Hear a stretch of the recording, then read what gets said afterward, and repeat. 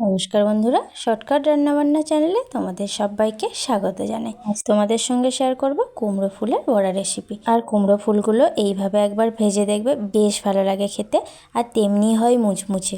ডাল ভাত হলে তো তার সঙ্গে একটা ভাজা লাগেই, তখন যদি এই রেসিপিটা বানিয়ে খাওয়া যায় বেশ ভালো লাগবে। তো আমি নিয়েছি বেশ কিছুটা কুমড়ো ফুল। এবার কুমড়ো ফুলের এই পেছনের অংশটাকে এইভাবে ছাড়িয়ে নেব, তবে একটু সাবধানে, বাকি ফুলগুলো যেন আবার ছিঁড়ে না যায়। আস্তে আস্তে করে ফুলগুলো ছাড়িয়ে নিয়ে একদমই আলতো হাতে ধুয়ে নিয়ে এইভাবে একটা প্লেটের মধ্যে একটা একটা করে তুলে নিলাম। আর একটু এইভাবে রাখলে জলগুলো ঝরে যাবে। দেন একটা বাটির মধ্যে নিলাম কিছুটা বেসন, 1 টিস্পুন দিলাম চালের গুঁড়ো, সামান্য একটু লবণ, একটু হলুদের গুঁড়ো আর সামান্য একটু রেড চিলি পাউডার। এবার সব কিছুকে ভালো করে মাখিয়ে নেব জল দিয়ে দিয়ে। আস্তে আস্তে করে জল দিয়ে দিয়ে আমি ব্যাটারটা মাখাবো।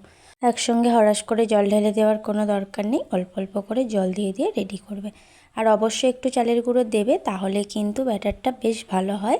আর এই বড়াগুলো খেতে একদম মুচমুচে হয়, তাই চালের গুঁড়ো অবশ্যই দেবে।